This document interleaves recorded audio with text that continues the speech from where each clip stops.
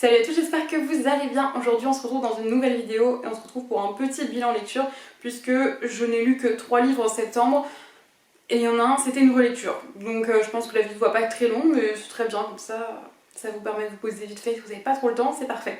Bref, le premier livre que j'ai lu et qui était donc une relecture, il s'agit de La 5e vague de Rick Yancey, donc c'est publié chez la collection R, chez Robert Laffont dans la collection R. Alors dans cette histoire on se retrouve en fait dans notre monde, sauf que il va être envahi par les extraterrestres. C'est-à-dire que les extraterrestres vont envoyer comme plusieurs vagues sur la Terre pour pouvoir au fur et à mesure décimer la population. Quand je dis des vagues, c'est un peu plus vagues comme un peu étapes, enfin je sais pas comment dire ça, mais c'est pas des vagues de l'eau, hein, voilà.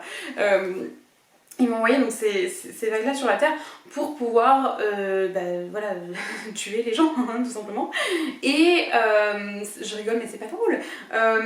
Mais voilà, donc du coup nous on va suivre principalement Cassie. Du coup là on se retrouve à l'aube de la 5e vague, donc les extraterrestres viennent de débarquer sur Terre et en fait c'est pour elle qu'ils ressemblent de très près à des humains et que du coup c'est un peu compliqué, tu vois. Et nous on va suivre Cassie qui va en fait tout faire pour essayer de retrouver son frère qui a été emmené, je ne vous dis pas par qui, je ne vous dis pas où, voilà.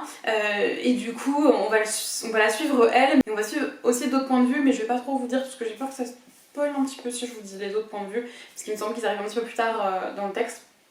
Mais en tout cas, voilà, je voulais relire ce livre parce que j'avais eu un gros coup de cœur sur ce premier tome, j'avais été un peu assez déçue par le 2e tome et j'ai jamais lu le 3e. Sauf qu'il s'avère que j'aimerais bien lire le 3e un jour et je me suis dit, écoute, plutôt que de laisser ces 2 livres traîner dans ta bibliothèque, bah relis le premier tome, vois si t'aimes ou pas encore. Si t'aimes pas, bah tu les enlèves, et puis si tu aimes, au moins ça te permet de relire le 2e tome et de peut-être enfin découvrir le 3e tome. Donc c'est ce que je vais faire puisque j'ai adoré cette relecture. On n'est pas sur un coup de cœur parce que forcément mes goûts ont évolué, ça fait comme 7-8 ans que j'ai lu ce livre la première fois, donc forcément mes goûts ont évolué, mais j'ai encore beaucoup aimé, ça se lit hyper vite, vraiment ça te matrix, ça me limite le cerveau, tellement il y a des trucs qui sont, enfin je trouve que c'est hyper, l'univers est hyper poussé, cette invasion et le pourquoi est-ce que les extraterrestres viennent sur Terre et qu'est-ce qu'ils vont y faire, etc. Je trouve que c'est hyper bien travaillé, hyper poussé.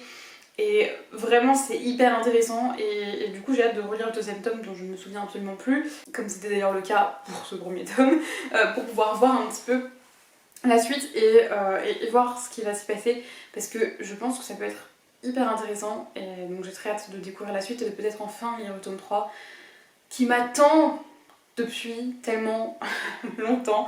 Mais bref, en tout cas j'ai beaucoup aimé, puis les différents points de vue ça donne un certain rythme au récit et ça permet de voir différentes phases de l'histoire, donc vraiment c'est trop intéressant. Vraiment si vous hésitiez à voir cette saga, je vous recommande de le faire. Il me semble qu'ils sont sortis en poche depuis, donc vous pouvez les trouver à moindre coût et à mon avis sur Vinted vous pouvez en trouver une masse. Donc voilà pour ma première lecture. Ma deuxième lecture, c'est un livre que j'avais gagné en concours sur la chaîne d'Emma de la Bouquinette, enfin c'est sur son compte Instagram il me semble. Il s'agit en fait de The Experience List de Jo Caballero, pardon, et c'est publié chez les éditions Addictive. Ici on est sur de la romance, je ne lis jamais de romance ou très peu. Là pour Noël vous allez un petit peu en voir parce que je lis un petit peu des petites romances de Noël. Mais à part ça, je lis quasiment jamais de romance, allez peut-être une par an hors romance de Noël. Peut-être un peu plus, et encore, vraiment une par an, ouais, je pense que c'est à peu près ça. Ici, on est sur une romance lycéenne. On va retrouver Ellie qui entame sa dernière année de lycée, et elle a un peu envie de tout tenter pour cette dernière année. Elle trouve qu'elle a pas assez vécu de choses, et donc elle a envie de tester plein de choses. Et sa meilleure amie va lui conseiller de se tourner vers un garçon qui n'est autre que son ancien meilleur ami et son voisin, mais qu'elle ne supporte plus, Max, il me semble, c'est Max, voilà. Peut-être que finalement c'est pas une si mauvaise idée, parce que peut-être que ce voisin est plutôt sympathique finalement. Bon, vous en doutez bien de la suite, je vais pas plus vous en dire, mais vous avez bien compris le truc. Alors, c'est sympa, j'ai beaucoup aimé en vrai, je l'ai vraiment dévoré, ça se lit hyper vite, c'est addictif, on a envie de connaître vraiment la suite. La maison d'édition porte bien son nom, après c'est le seul livre que j'ai lu de chez eux, ça se trouve qu'ils sont pas comme ça, mais ça se lit hyper vite, vraiment t'as envie de connaître la suite, t'as envie de... Voilà, alors par contre moi il y a un point qui m'a dérangée, Voilà, je vous le dis, comme ça si vous êtes comme moi, vous n'aimez pas trop ça, bah, vous saurez. Il y a beaucoup de scènes explicites et moi ça m'a dérangé parce qu'il y en a vraiment tous les 2-3 chapitres et on en parle H24 tout le temps, on ne parle que de ça, et il ne pense qu'à ça, et encore à ça, et encore à ça. Et franchement, ça m'a un peu saoulée vers la fin. Déjà, je suis pas fan de ce genre de scène, pour moi ça sert à rien. Une comme ça, histoire de dire si tu veux, mais tout le temps comme ça me saoule. Ça me fait pas avancer dans l'intrigue, donc j'en ai un peu rien à secouer. Et du coup, c'est vrai que bah, voilà, ça m'a un peu gênée, surtout que vers la fin, c'est vraiment que ça et c'est vraiment saoulant. Donc à côté de ça, c'était sympa, il y avait, voilà, les personnages sont attachants, il y avait une vraie histoire de la part d'un des personnages qui avait vraiment des vrais traumatismes. On parle de l'importance d'aller consulter par exemple, enfin un psychologue par exemple, hein, ou un psychiatre, voilà, donc je trouve que c'est bien, ça parle voilà, de traumatisme. Donc c'est bien, il y avait quand même des sujets importants qui étaient traités, donc ça c'était bien. Mais voilà, moi j'ai bien, en fait j'ai vraiment bien aimé. J'ai vraiment bien aimé. Juste le petit truc voilà, de scène explicite tout le temps. C'est bon, on a compris quoi. On n'a pas besoin d'avoir 150 000. On a compris, mais sinon c'était une belle découverte. J'ai bien aimé, et voilà. Mais ça me prouve que les romans, c'est pas le truc que j'ai envie de lire le plus, surtout quand il y a beaucoup de scènes explicites. Donc voilà, mais en tout cas, voilà, la romance, c'est pas mon genre de prédilection. Donc j'en retenterai peut-être de temps en temps, mais voilà, pas non plus tout le temps, clairement. Et le dernier livre que j'ai lu et qui est quand même une assez bonne déception, il s'agit de Hybride de Gwendoline Vervel, publié chez Scrinéo. En plus je suis dégoûtée puisque j'avais fait dédicacer l'année dernière à Montreuil et je n'ai pas apprécié plus que ça ma lecture. Ici, on va suivre Margot qui est en pensionnat depuis quelques années, elle voit jamais sa mère.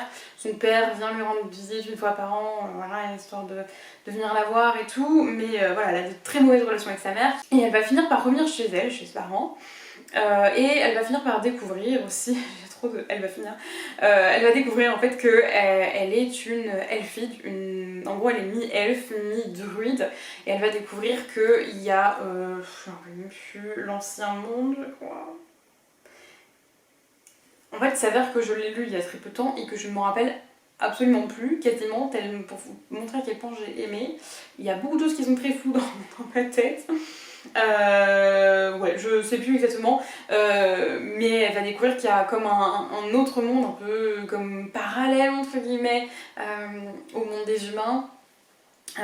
Qui est omniprésent, enfin qui est là mais qui est un peu comme caché, en fait il y a un genre de voile qui cache, bref, on va pas rentrer dans les détails techniques, mais en tout cas voilà, elle va découvrir cet univers, ce monde là auquel elle appartient, et elle va aussi se retrouver, devoir faire face à un petit souci, c'est à dire qu'il y a le légendaire tueur d'elfes qui est de retour et qui a bien l'intention de tuer tout le monde. C'est un peu Voldemort, vous voyez, c'est un peu le même style. Son histoire vis-à-vis de certains des personnages est un peu la même que dans Harry Potter. Vous allez voir où je vais en venir, il y a des grosses similitudes à Harry Potter, et moi j'ai eu l'impression de lire plein d'autres livres que j'avais déjà lus, notamment par exemple Gardien de Cité Perdue. J'ai eu un petit moment où j'ai vraiment eu l'impression de les retrouver. Voilà, pour moi c'est du vu et revu, pourtant l'univers, le côté vraiment fantastique et tout est vraiment intéressant et aurait pu être développé complètement différemment, et j'ai trouvé que c'était un peu facile, les choses étaient amenées de façon hyper facile. Genre quand elle découvre qu'elle est elfide et tout, je trouvais que c'était hyper facile et ça faisait vraiment, j'ai l'impression d'aller lire un livre pour enfants en fait, j'ai l'impression qu'on nous a pris pour des gosses, et peut-être qu'on est vraiment sur la littérature plutôt adolescente, genre collège, peut-être début lycée, mais voilà, moi je m'attendais à plutôt du jeune adulte et c'est pas ce que j'ai retrouvé. Et pour moi j'ai vraiment du vu et revu. Après voilà, je pense que voilà, moi j'ai lu beaucoup de choses aussi, forcément j'ai beaucoup de références à ce niveau-là, et du coup je vais plus facilement voir des similitudes entre les récits. Ici on lit pas beaucoup de fantastique, peut-être que ça va moins paraître inspiré d'autre chose. Après je sais pas si c'est inspiré, j'utilise ce mot-là, mais voilà. Bref, j'ai pas apprécié plus que ça, les personnages par moments ils me cassent un peu les pieds, et puis je les ai pas trouvés hyper bien, je sais pas, j'ai pas... Enfin, vraiment, j'ai pas apprécié ma lecture, ça me tapait sur le système parce que vraiment, je trouvais ça pas incroyable. J'avais glissé envie, c'était d'en finir avec ce livre. Je l'ai fini parce que comme il est dédicacé et tout, je voulais quand même savoir si je le gardais ou pas, si je lisais la suite ou pas. Voilà, parce que j'avais envie de l'aimer, vous voyez. En plus, il est très joli. Mais bon, je sais pas du coup si je lirai la suite ou pas. Il y a un petit côté de moi où j'ai un petit peu envie de savoir la suite, parce qu'il y a quelques petites choses qui étaient intéressantes et qui donnaient envie d'en savoir plus et de voir ce qui allait se passer. Mais sur le gros du truc, vraiment pour moi c'était trop facile, c'était du vu et revu. Je le redis encore, mais vraiment c'est la sensation que j'ai eue.